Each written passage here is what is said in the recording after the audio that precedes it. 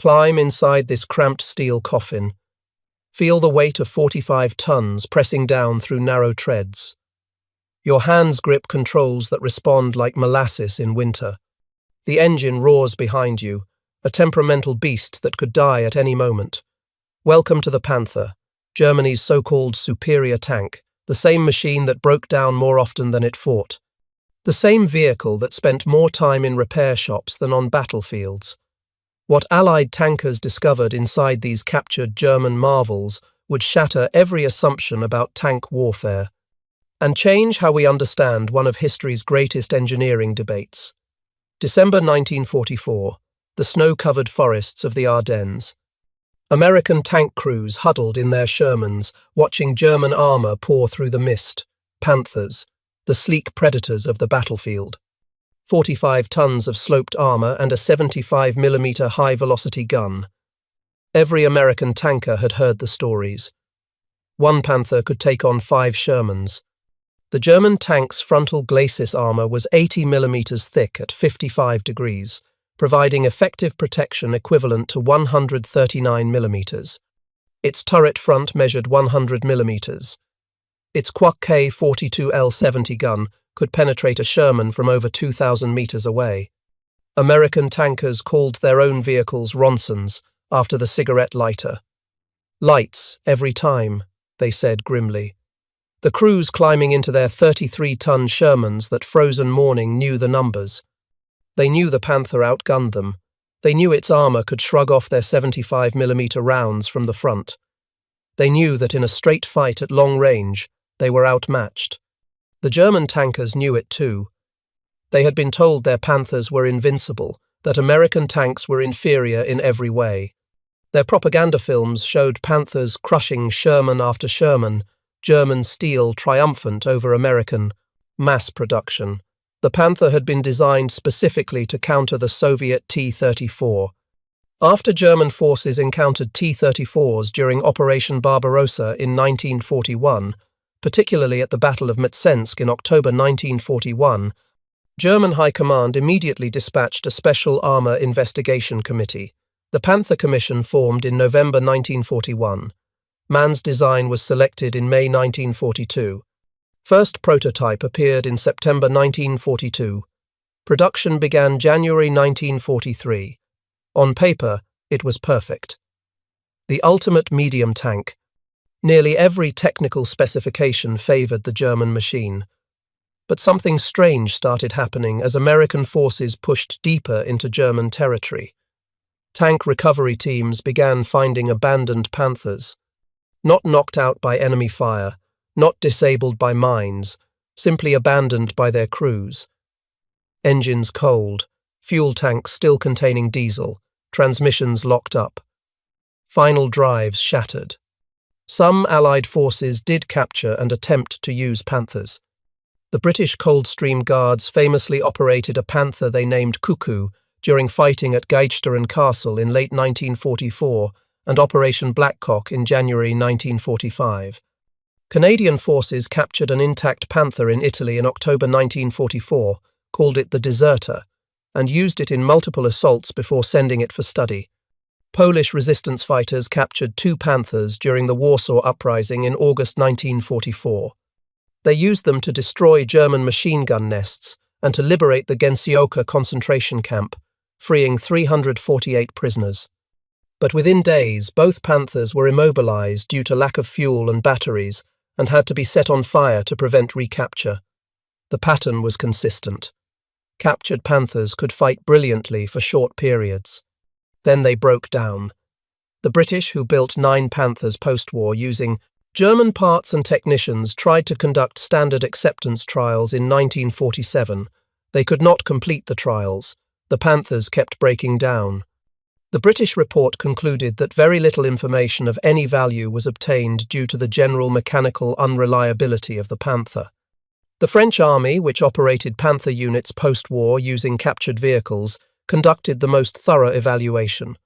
Their 1947 technical report titled Le Panther stated directly, "The truly weak spot of the Panther is its final drive, which is of too weak a design and has an average fatigue life of only 150 kilometers. Let that sink in. 150 kilometers.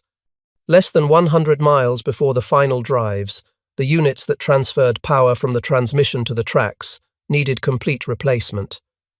German wartime documents confirmed this catastrophic failure rate. General Guderian wrote in June 1944, "The lifespan of the Panther's motors, 1,400 to 1,500 kilometers, is significantly higher than the Panther's final drives. A solution to the final drive problem is urgently needed." An Eastern Front report from March to April 1944 documented that since the 1st of March, 13 final drives were replaced in 30 Panthers. A January 1945 Panzer Commission report listed 370 defective final drives from Panthers requiring replacement. Half of all Panthers abandoned in Normandy showed final drive failures as the primary mechanical issue. The technical cause was well understood. Mann's original design called for epicyclic planetary gearing. This was changed to double spur gear system due to gear-cutting machinery shortages in German industry. The double spur gears had inherently higher internal impact and stress loads. Here was the fatal flaw. The Panther's drivetrain had been designed for a 30 to 35-ton tank, but Hitler demanded extra armor and a heavier gun during development. The final production Panther weighed 45 tons. The final drive housings, designed for a lighter vehicle, simply could not handle the actual combat weight. The housings flexed under load, the gears inside bound up, destroyed themselves. Sherman final drives, by contrast, could operate for thousands of kilometers without major maintenance.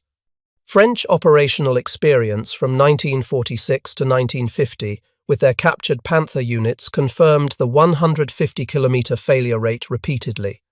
The Maybach HL-230 engine, while powerful at 690 horsepower, suffered chronic reliability problems.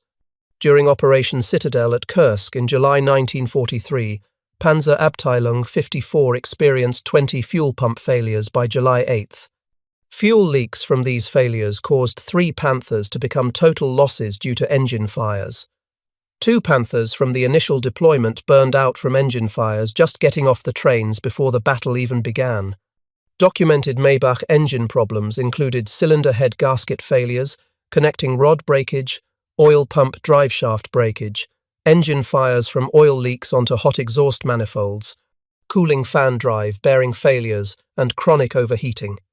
The Germans derated the engine from 3,000 rpm to 2,500 rpm in November 1943 to extend engine lifespan.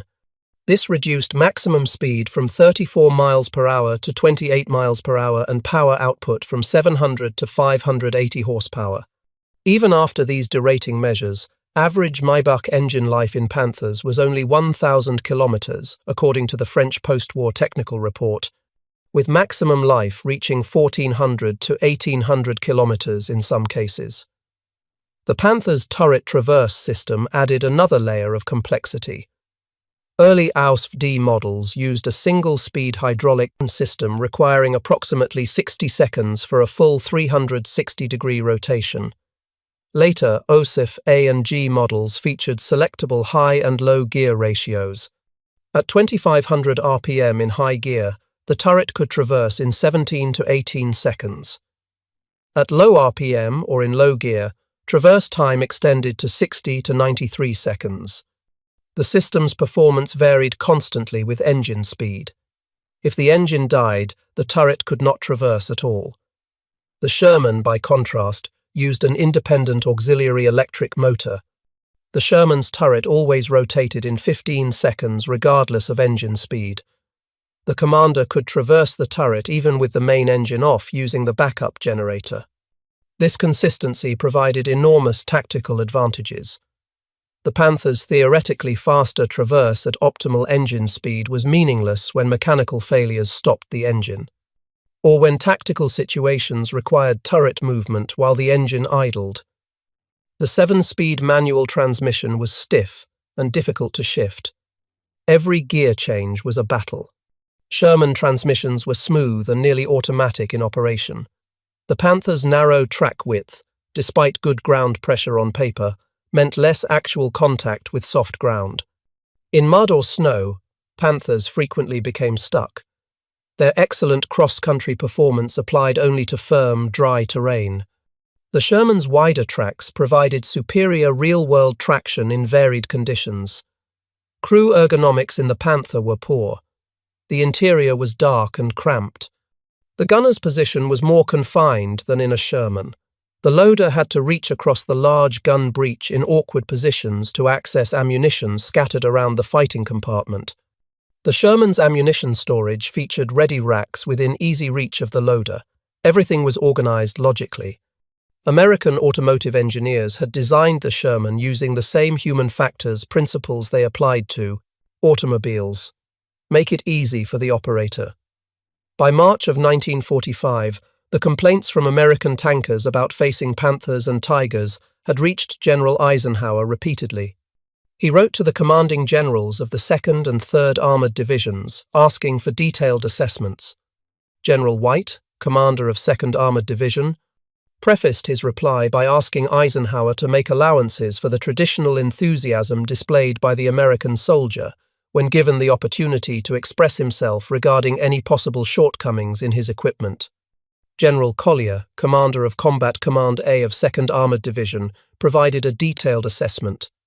The consensus of opinion of all personnel in the 66th Armored Regiment is that the German tank and anti-tank weapons are far superior to the American in the following categories: superior flotation, greater mobility, better gun sights and higher velocity guns, smokeless powder that made German tanks harder to spot, better sloped armor, and better silhouette.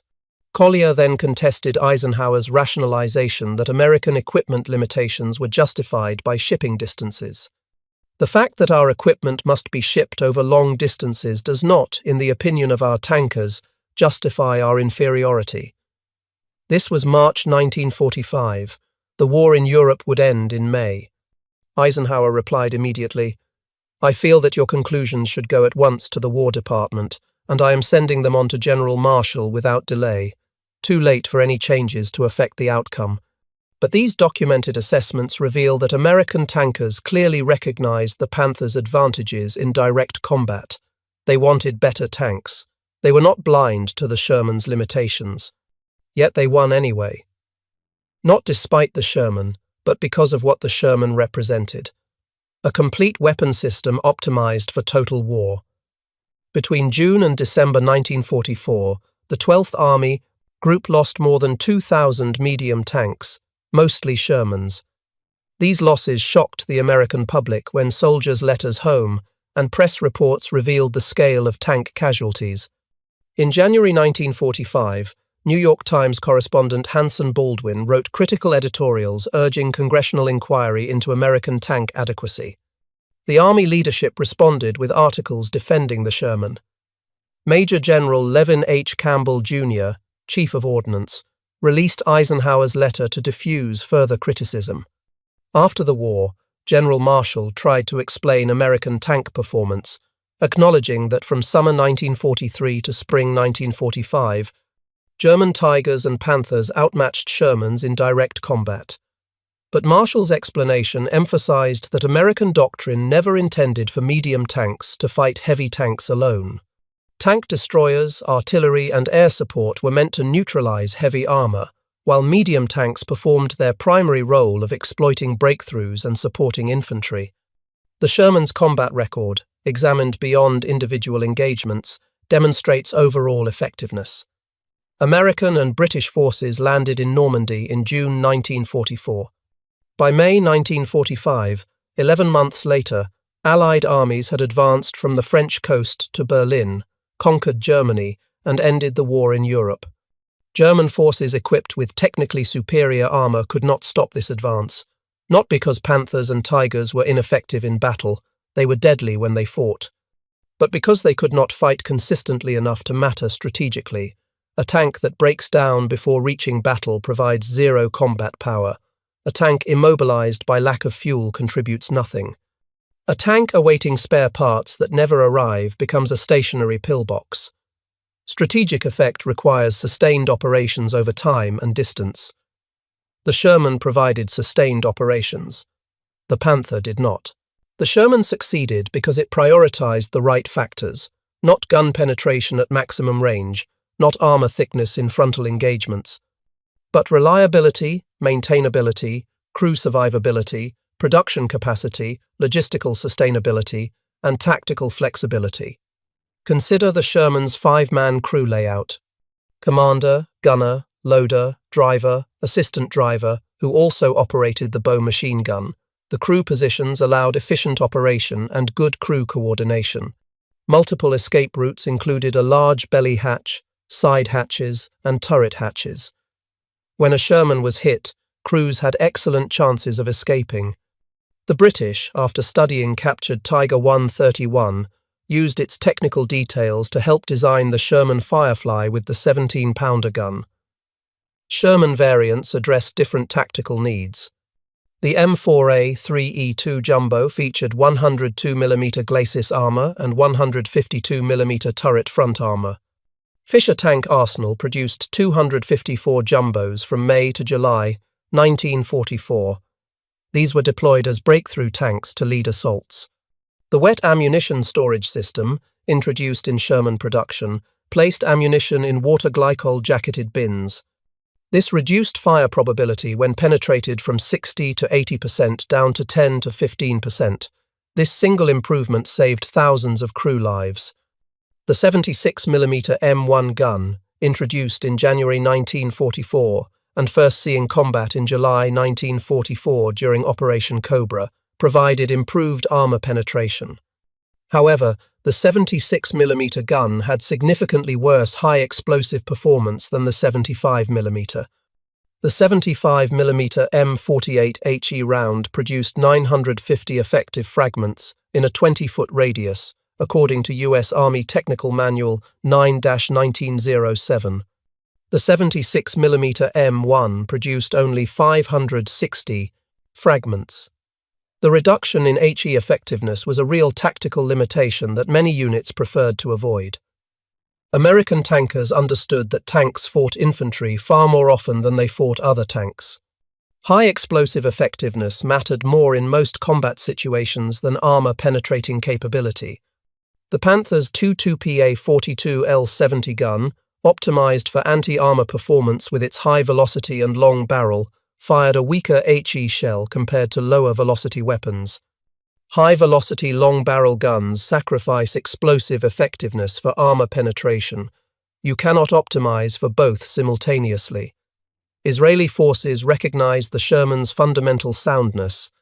They modified, captured, and purchased Shermans extensively. The M50 Sherman with a French 75mm gun and Continental R975 engine served from the 1956 Suez Crisis through the 1967 Six-Day War and the 1973 Yom Kippur War. The M50 Continental Mark I retired in 1972. The M50 Cummins Mark II served into the late 1970s.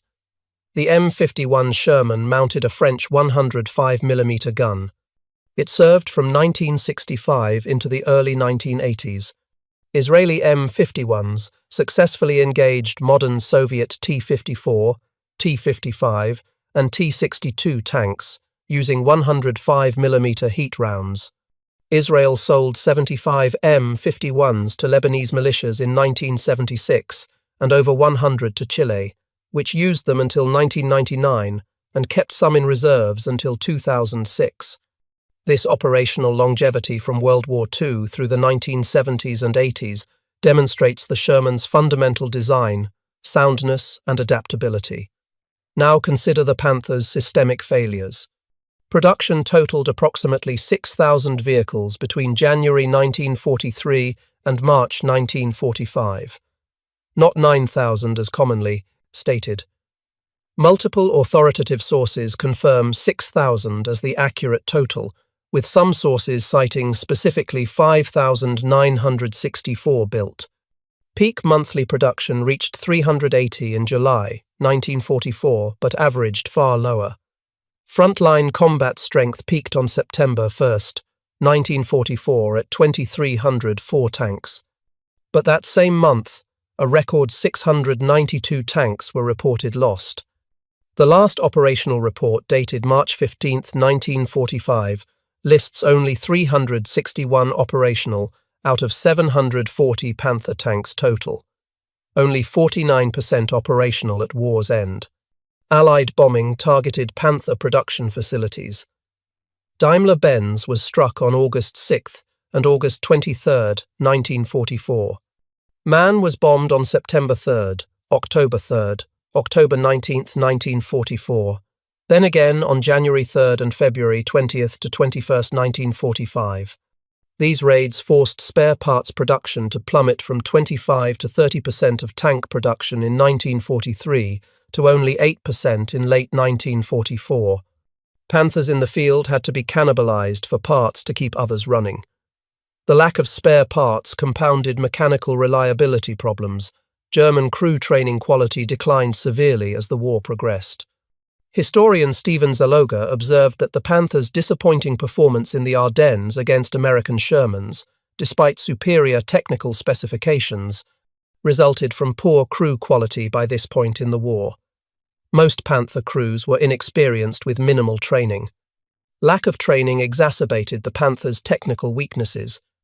The combination of poor powertrain durability, lack of fuel, lack of spare parts, and inexperienced crews resulted in many Panthers breaking down and being unable to be recovered or repaired. The French 1947 report noted that poor training of drivers was a principal cause of Panther mechanical defects. The battalion has received drivers who are operating a Panther for the first time. Tanks are being written off for quite minor technical problems. Fuel shortages crippled German armoured operations. Panthers consumed massive amounts of fuel. German logistics could not sustain fuel supplies to forward units. Soviet tanker Dmitry Loza, hero of the Soviet Union, commanded American-supplied Shermans on the Eastern Front. He documented his experiences in the book Commanding the Red Army's Sherman Tanks.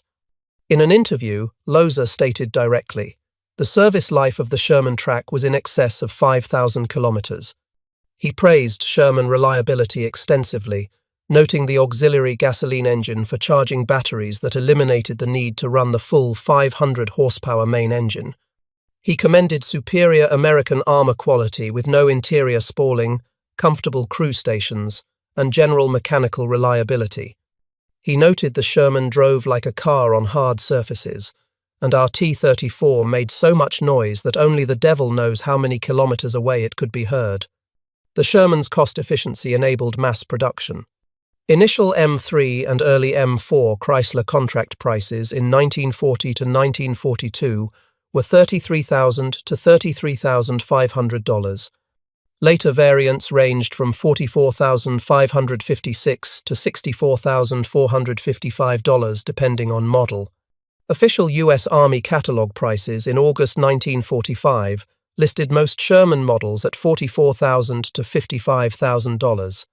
Total Sherman production reached 49,324 units from 1942 to 1945, not 50,000 as commonly rounded, but 49,324 documented units. American industry produced these vehicles across multiple manufacturers using standardized parts and efficient assembly methods. The Panther's base cost was 117,100 Reichsmarks excluding armament and radio.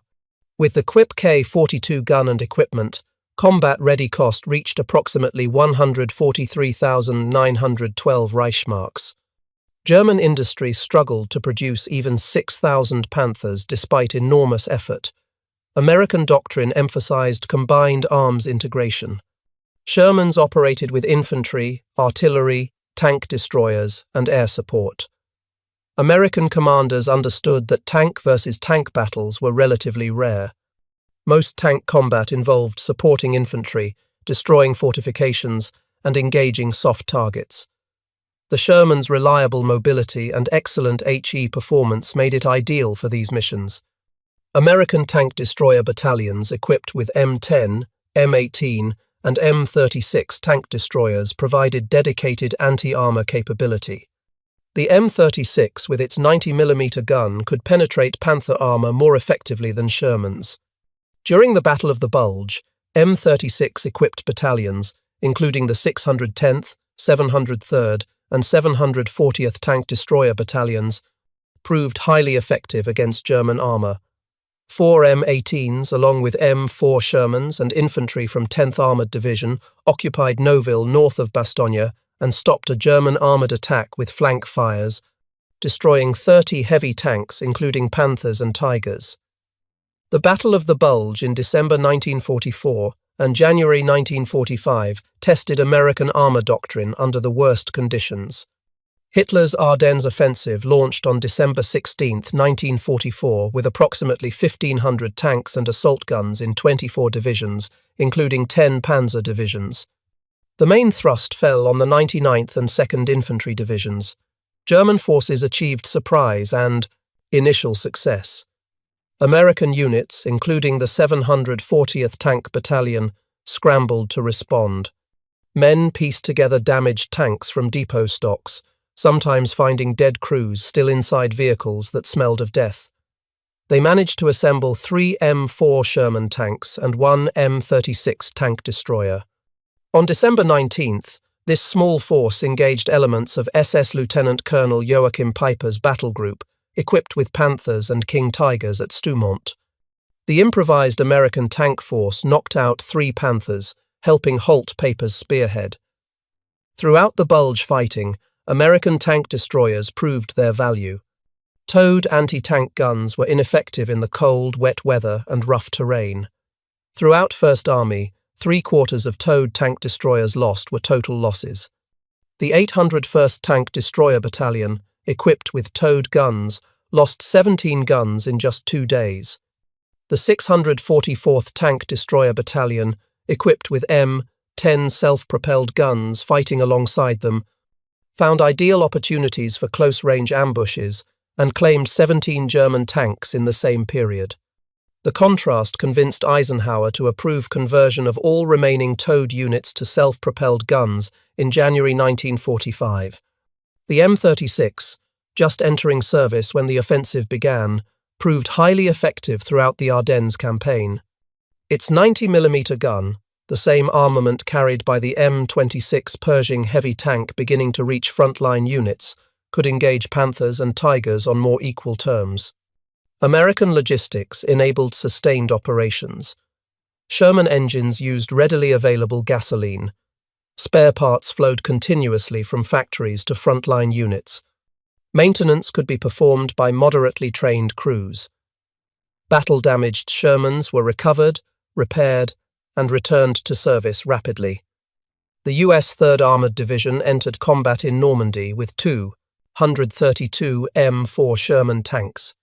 During the entire European campaign, the division had approximately 648 Shermans completely destroyed in combat and another 700 knocked out, repaired, and returned to operation. This 580% loss rate sounds catastrophic, but it demonstrates the Sherman's greatest strength: the ability to be produced in such numbers that losses could be continuously replaced, the ability to be repaired and returned to service, the logistics system that kept replacement tanks flowing forward. German armoured divisions, by contrast, saw their strength decline throughout the campaign as losses could not be replaced. The Battle of Aracourt in September 1944 demonstrated American tactical superiority despite technical inferiority. The 4th Armoured Division's 37th Tank Battalion, commanded by Lieutenant Colonel Creighton Abrams, operating from his Sherman Thunderbolt, engaged German forces, including newly arrived Panther-equipped units. Abrams went through 7 different tanks during the war, but always commanded Shermans. At Aracourt, his battalion lost 14 Shermans while destroying 55 Panthers and Tigers. General Patton called Abrams the world champion tank commander. The engagement demonstrated that properly employed Sherman tactics, utilizing terrain, combined arms, and aggressive maneuver, could defeat technically superior German armor. The Sherman won World War II. Not alone, but American armored divisions equipped with Shermans spearheaded the breakout from Normandy, the drive across France, the crossing of the Rhine, the conquest of Germany. They accomplished this against German forces equipped with Panthers, Tigers, King Tigers, and Panthers. Technically superior German armor could not stop American armored operations because wars are not won by technical specifications alone. Logistics wins wars, reliability wins wars, production capacity wins wars, combined arms integration wins wars, crew confidence wins wars, adaptable doctrine wins wars. The Sherman embodied all these factors. The Panther embodied impressive specifications but failed at systemic integration. When Soviet forces captured Panthers and attempted to use them against Germans, the vehicles performed briefly, then broke down. A February 1945 Lower Silesian offensive saw one captured Panther with an experienced crew from 4th Tank Corps under command of hero of the Soviet Union Lieutenant Nikolai Ivanovich Ageev, used in a reconnaissance mission. At dusk, the tank passed through forest, attacked from the flank, and destroyed 3 enemy Panthers. During retreat to Soviet positions, it was hit by German artillery and damaged. After the battle, the tank was written off due to lack of spare parts and maintenance problems. Even when operated by skilled Soviet crews, captured Panthers proved unsustainable. The systematic analysis of tank effectiveness must account for the entire weapon system: design, production, logistics, maintenance, doctrine, crew training, tactical employment, and sustainability.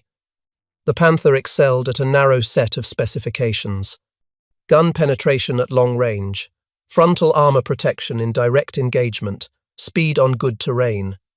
But it failed catastrophically at reliability, maintainability, production efficiency, logistics sustainability, crew ergonomics, and operational availability.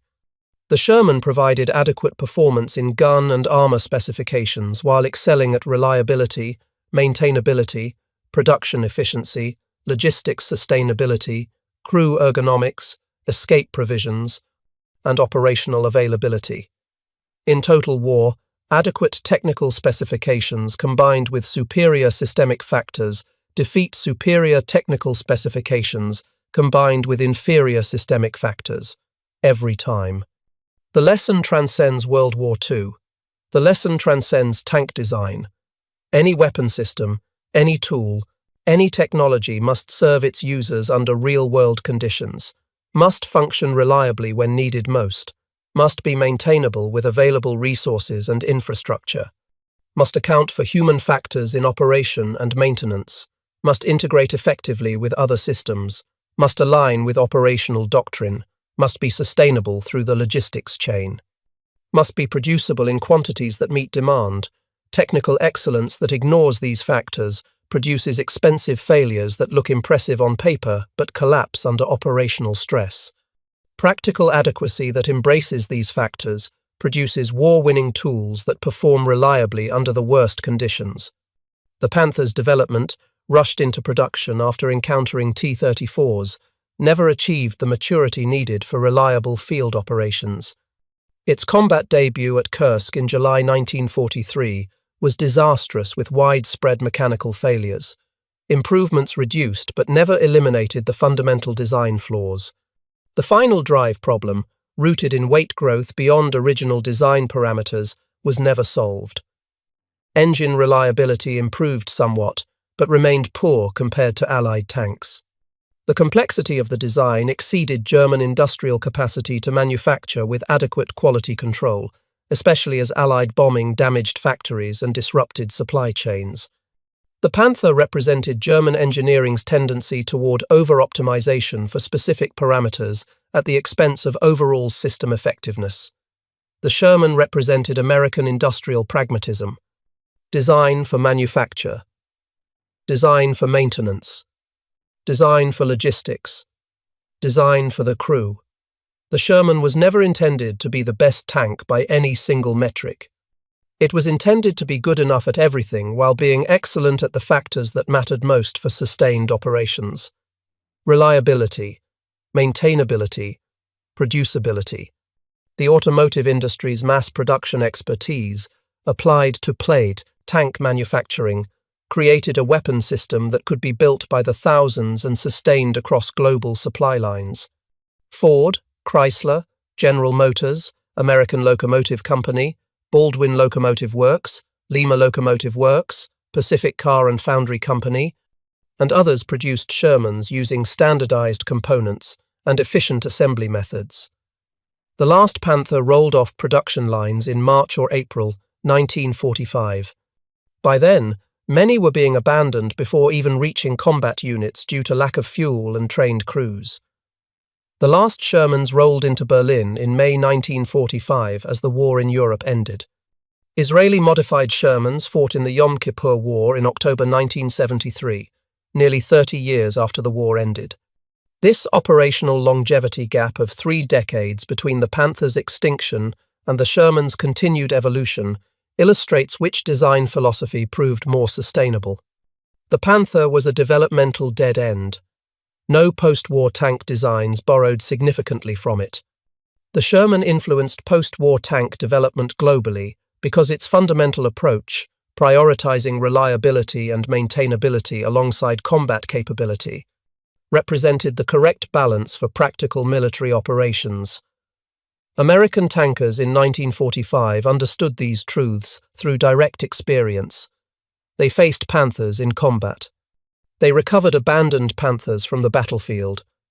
Some units evaluated captured Panthers. They recognized the Panther's advantages in direct engagements. But they also recognized the Panther's fatal weaknesses in sustained operations. They understood that a tank unable to reach the battlefield due to mechanical failure provides zero combat power. They understood that a tank burning through fuel faster than logistics can supply becomes immobile. They understood that a tank requiring specialized parts unavailable in the field becomes scrap metal. They understood that a tank with inadequate crew escape provisions becomes a death trap when hit.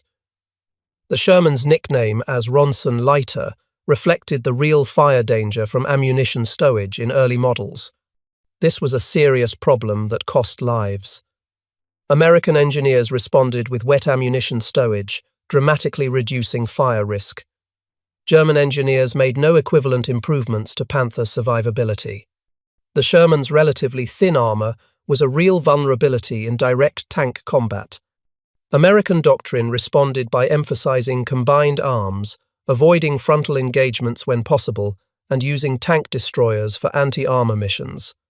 German doctrine emphasized increasingly heavy armor on new tank designs, resulting in vehicles too heavy for their drivetrains and too expensive to produce in adequate numbers. Different approaches, different results. The American approach won. The statistical evidence is overwhelming. 49,324 Sherman tanks produced, 6,000 Panthers produced. Sherman operational availability rates remained high throughout the war. Panther operational availability declined to 49% by March 1945. American armored divisions maintained combat effectiveness from Normandy to Berlin, despite heavy losses because the logistics system continuously replaced losses. German armored divisions declined in strength throughout the campaign as losses exceeded replacement capacity. American combined arms doctrine integrated tanks with infantry, artillery, air support, and specialized vehicles effectively. German doctrine increasingly relied on tanks alone to compensate for declining infantry and artillery capability.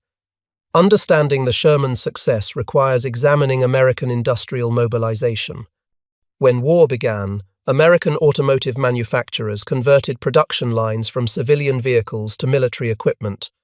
Ford's River Rouge plant, Chrysler's tank arsenal, General Motors facilities, all transformed to produce tanks using assembly line methods perfected for automobile production. Workers who had built cars applied the same efficiency principles to building tanks. Standardization of parts across manufacturers meant a transmission from one factory fit a hull from another factory. A gun mount from Fisher Tank Arsenal matched a turret from American Locomotive Company. This interchangeability, commonplace in automobile manufacturing but novel in military production, enabled unprecedented production rates and simplified field maintenance. The Sherman design prioritized ease of manufacture. Curved armor plates, while more resistant to penetration, require expensive dies and specialized presses. The Sherman used largely flat armor plates that could be cut and welded efficiently. The cast turret could be produced in large foundries using techniques adapted from civilian heavy industry. The suspension system used vertical volute spring units, simple and reliable, that could be manufactured by companies with no previous military experience. Every design choice reflected the priority of mass production without requiring specialized tools or techniques. Training new tank crews in the Sherman took approximately 13 weeks at armored training centers. The layout was intuitive for men familiar with automotive equipment. The controls responded predictably. The maintenance procedures, documented in clear technical manuals, could be learned by mechanics with basic automotive background. German Panther training required longer periods and more specialized instruction due to the vehicle's complexity. As German losses mounted and training time shortened, crew quality declined.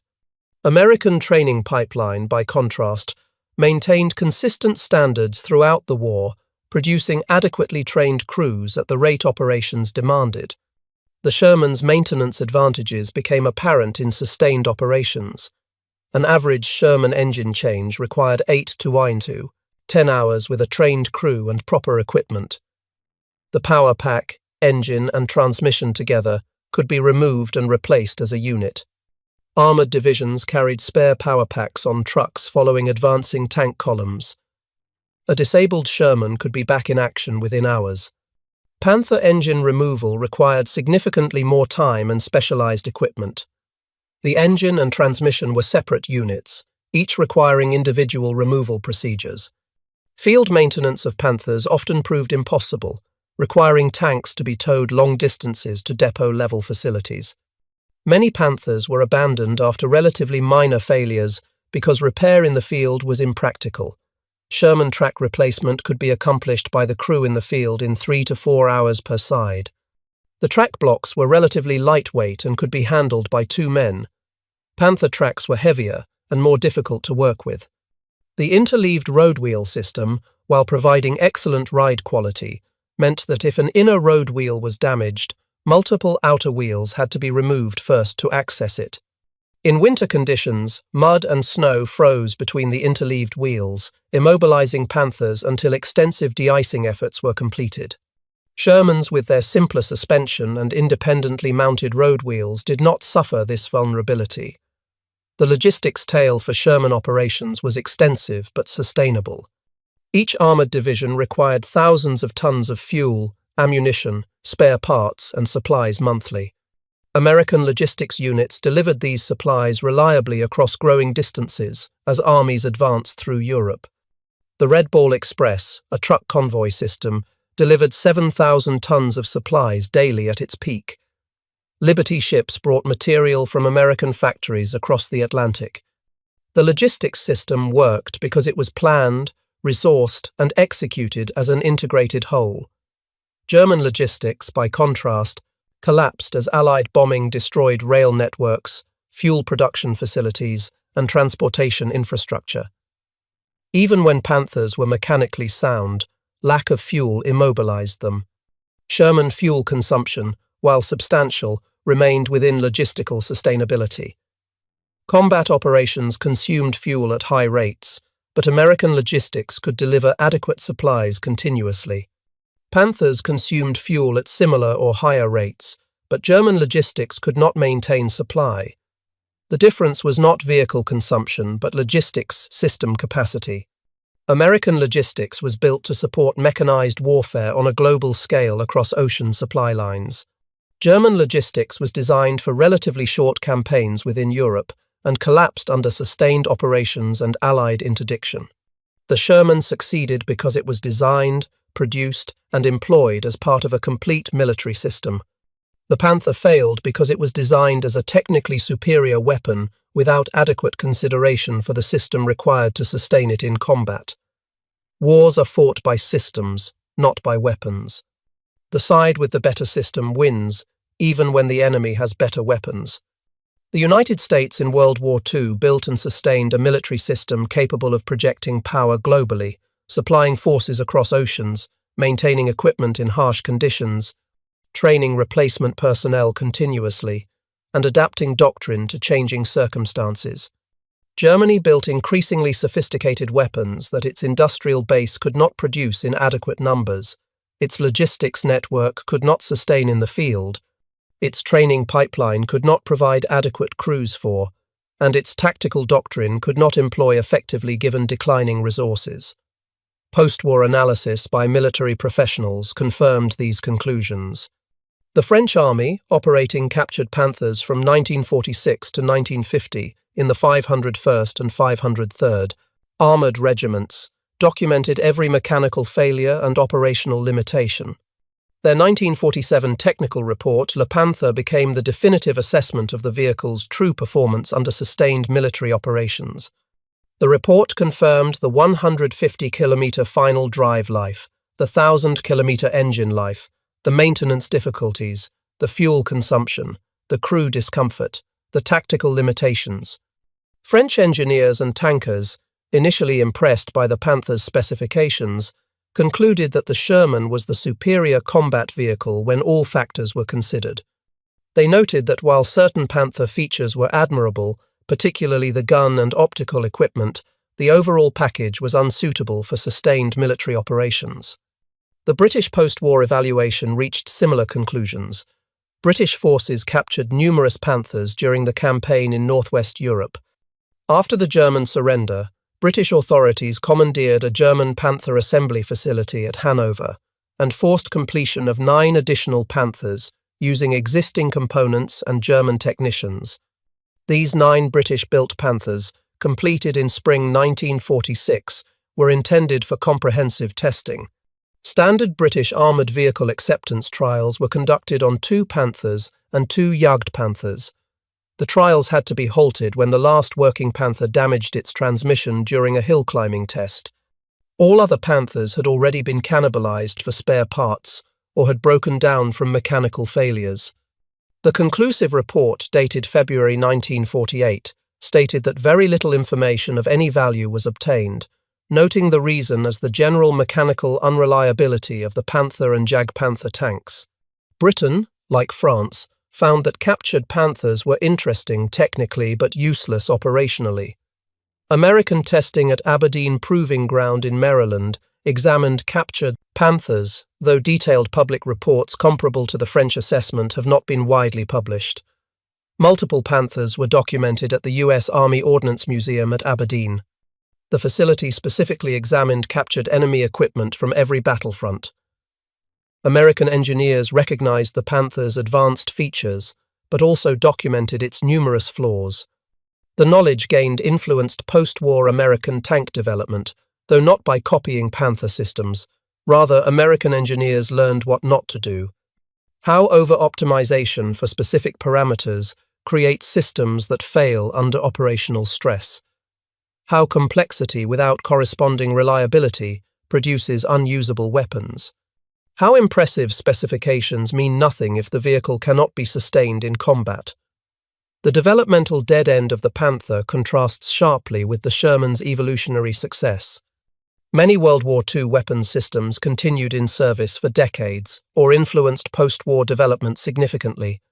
The German Me-109 fighter was produced and developed by Spain and Czechoslovakia into the early 1960s. Mauser rifles remained in service with numerous armies post-war, but the Panther vanished. No nation adopted it for post-war service once captured stocks and spare parts were exhausted. The Soviets, who captured hundreds of Panthers, used them briefly, then discarded them. Czechoslovakia and other Eastern European nations that operated captured Panthers in the immediate post-war period quickly replaced them with Soviet designs. France and Britain, after thorough evaluation, concluded the Panther was not worth continued operation. The design influenced no subsequent tank development in any meaningful way. The Sherman, by contrast, evolved continuously. The basic M4 platform was adapted for dozens of specialized roles. Tank recovery vehicles, armored personnel carriers, self-propelled artillery, rocket launchers, bridge layers, mine clearers, and flame throwers all used Sherman chassis. The adaptability of the design allowed it to serve in roles far beyond its original purpose. Israeli modifications produced vehicles that fought successfully in the 1960s and 70s against Soviet-designed armor.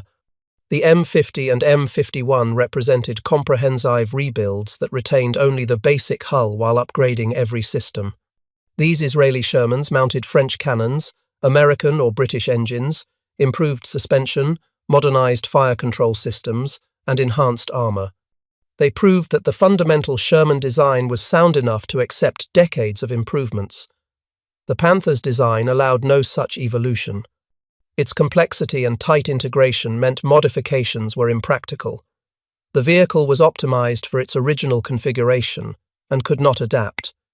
The Sherman represents one of history's most successful weapon systems, not because it was perfect, not because it was the best tank by any single metric, but because it was good enough, reliable enough, maintainable enough, producible enough, and trusted enough by the crews who fought in it. That combination of adequate technical capability with superior systemic factors created a weapon that won the war. The Panther represents a cautionary tale about the limits of technical superiority. Impressive specifications matter little when the weapon cannot reach the battlefield, cannot be sustained in combat, cannot be produced in adequate numbers, and cannot be operated effectively by available crews. Technical excellence divorced from systemic requirements produces expensive, unreliable, unsustainable failures, no matter how impressive the design appears on paper. History has delivered its verdict. The Sherman won, the Panther lost, not in any single engagement, but in the campaign that mattered, the production battle, the logistics battle, the sustainability battle, the reliability battle. American tankers understood this. They lived it. They fought in it. They won because of it. 79 years later, the lesson remains clear. Wars are won by systems, not by weapons. The side that builds the better system, even with adequate rather than superior weapons, defeats the side with superior weapons but inadequate systems. The Sherman versus Panther debate ended in May 1945, when American Shermans rolled through Berlin while abandoned Panthers littered the roads behind the retreating German army. The debate never should have existed. The answer was always obvious to those who understood that effectiveness in war is measured not by specifications but by results.